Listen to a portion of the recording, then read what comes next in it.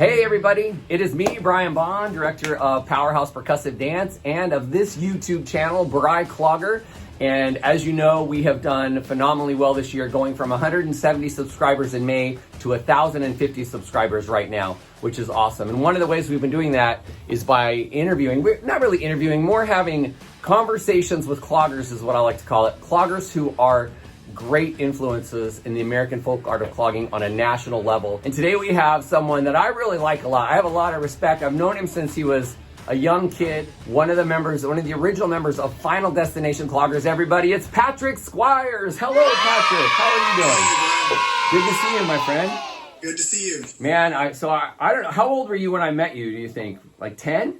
Somewhere around there, yeah. Because I think Andrew was 8 when I first met Andrew. So I was 9. So you're 9. No, that's right. I would be 10. About 10. Yeah, I thought you were just a little bit older than Andrew, yeah. As you guys know, Final Destination went on to become what I consider to be the most technically perfect clogging team for competitions that I've ever seen, right? So let's start off with this, Patrick. Tell me a little bit about how you started clogging so that people kind of know your story. Okay, well, I started at the age of 7. So, of course, my mom made me do it. Yeah. And I was not happy about it. I fought it. Me too. But she saw a young man at a talent competition doing clogging, and she said, "You and your brother are going to do that." I love it. So she enrolled us into some recreational clogging classes and tap, and my brother and I both. And that's where I ended up meeting Andrew and Kacie. We were all in the same class. Okay. And that turned into Eric taking over that class, Eric Bice. Yep. And then that became Buckshot the Next Generation. And we tried out for that team and joined Eric. Awesome. So, okay. Yeah, Eric's awesome. And if you didn't check out my conversation with Eric Bice, great guy, super nice and very talented. Check out my YouTube, Conversations with Cloggers with Eric Bice. Now, I met you through Eric because I had been living in Eric's basement, sort of, because he was so kind. He let me move in the basement there. And then through that, I guess your mom's asked me to do some private lessons with you. So I had the pleasure of working with these guys, with Andrew Kacie, Patrick, who else was it? Lindsay.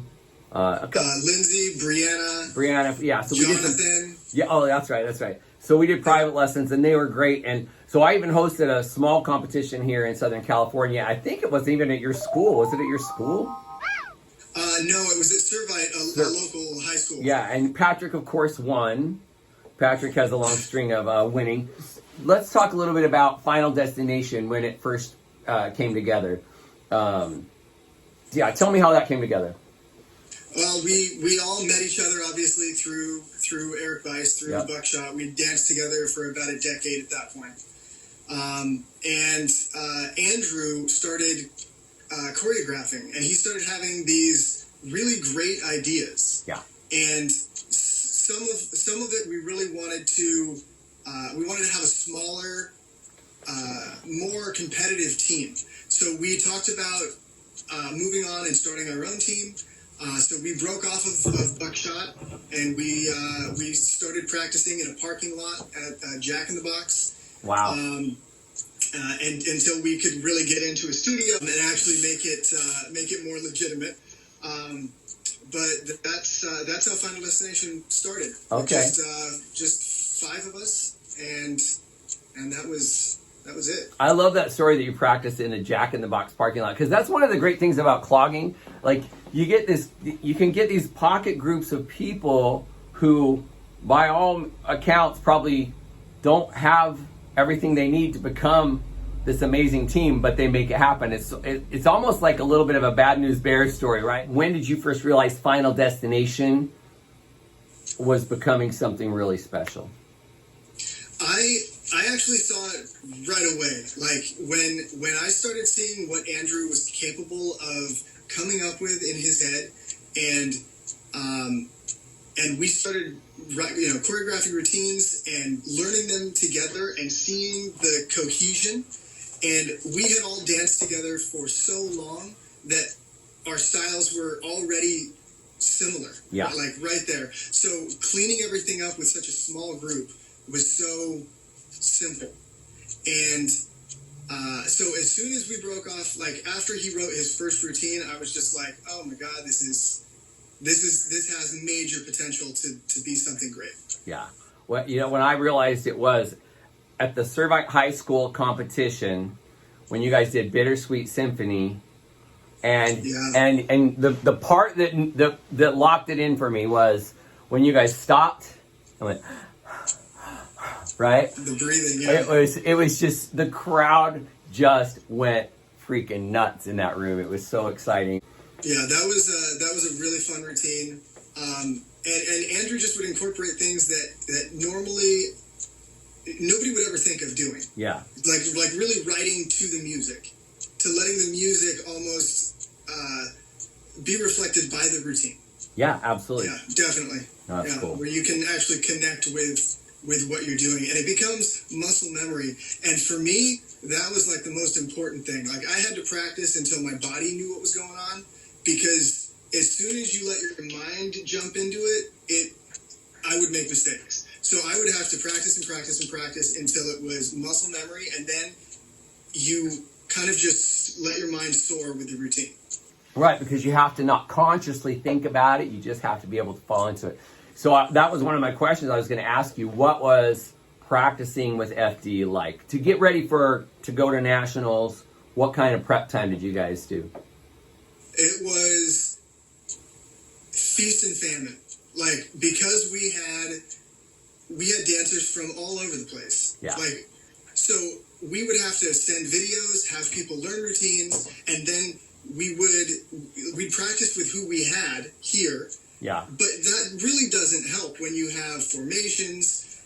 So we would have to have everybody fly in for a weekend, just balls to the walls practice, where we would just be exhausted, where we danced from dusk till dawn, and that was our prep for competitions. We'd have like one or two weekends where we just hit it really hard. Yeah. And that was the only option for us because of the distance. Right, and then we called them marathon practices at Still Family. So we would have our classes and stuff, but then on the weekend we'd get together. We would literally, like for us, we would go to the parking lot in the school across the street on the blacktop, and we'd spend 8 hours out there practicing. And then we do it one at a time. Then we do it with our partners, and then we do it all together. And tell me if this was your experience too. Like, I feel like it had to have been your experience. You guys were all so passionate about it that on your own, you were putting in the work too, right? Otherwise, it can't come together. Definitely, yeah. I would always ask Andrew for videos for myself, even though I was here locally. Yeah. So that I could practice on my own. Just because there's just not enough time. Yeah. Before competition, and there's never enough time. Yeah. To get the perfection that you want. Right. So did Andrew do most or almost all the choreography pretty much? I would say he probably did about 99% of it. Oh yeah. Andrew Babbit, awesome clogger, another original member of FD, awesome clogger. Yeah, he would try and pull things out of us. But ultimately, yeah, he was the choreographer. That's cool. Yeah. You guys had a beautiful studio too. For a while with my student group, California All-Star Cloggers, I rented their studio, you guys. It was the first time I'd ever been to like a beautiful clogging studio out here. You know what I mean? Everything else is like, when I learned to clog, it was in the back room of a 7-Eleven, and that's kind of how a lot of clogging goes, right? But you guys had an amazing space. It was so nice. Yeah, they definitely put a lot of money into it, and it turned out nice. Yeah, I think it's because you guys were so passionate about it. It's worth putting the money into, Definitely. Yeah. So what do you? So Final Destination really just wiped everybody up when they went to competition. You guys, and they were super nice, like super good people. But tell me what you think, Patrick. What were some of your greatest accomplishments, in your opinion, as a team? I would say in 2009 is probably where we hit our peak. Hang on one second. I'm having a issue with my Bluetooth here. No worries. All right. So let me ask that again. So Patrick, tell me what you think were some of your greatest accomplishments, and when everything started to really pay off nationally. Yeah, I would say probably 2009 is when we hit our peak of when we were really coming together as a team, where everybody had the same level of dedication. Yeah. Didn't have as many distractions in life, and that's when we got most of our titles. Was in 2009. Is there one or two of your titles that like meant the most to you? Like that when you got it, it was like you'd worked so hard for that one. Well, I would say there is a favorite routine. Okay. And it didn't necessarily win the most titles, but for my people, I feel like Andrew's choreography for that was just really on point, and it really came together. I would say that's probably my favorite routine of all time. Tell me the name again.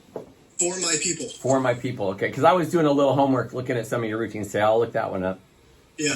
I could only find one Bittersweet Symphony, and I'll put a little bit of that in this video. And it's kind of grainy. Drew Sherman had put it up. It's a great video, but I couldn't find a great copy. I wish I had the one from that Anaheim performance where I first saw it, because the crowd was just on fire for you guys. That was so exciting.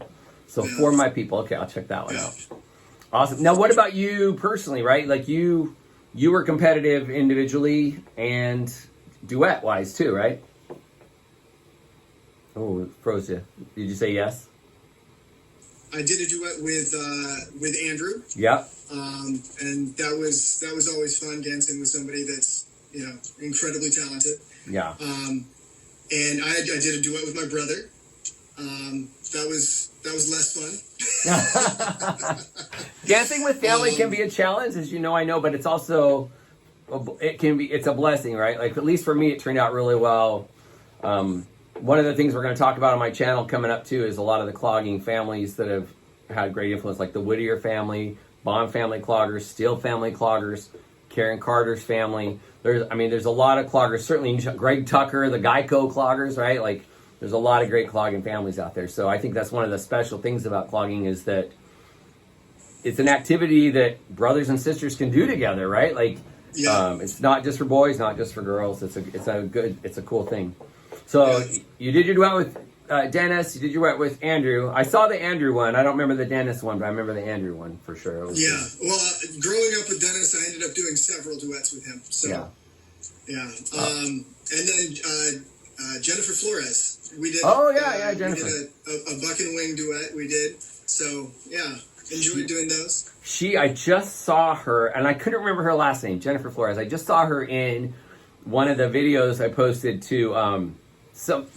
There was two movies we did out here in California. One was called Hunter's Moon, and one was called Wild Bill. And I saw her dancing in one of those, and I wondered what had happened to her. I hadn't seen her for a while, but it was good to see her on there. Yeah, she's in Hawaii now. Is she? Yeah, she's a chef. Oh, awesome. I'll have to hit her up and say hello. Yeah. Tell me about some of FD's incredible adoptions. After the initial 5 came together, right? You guys had people come out. I know Russell Eldridge, who I love to death. He danced with Powerhouse 1 or 2 seasons. Jennifer Verhoff. Oh, yeah, Jenny Verhoff. Oh, she was one of the first people I hired for Powerhouse, and we just talked yesterday. Hey, be sure to check out part 2 of Patrick's interview on the channel, and make sure you subscribe to the channel, like the video, and share it.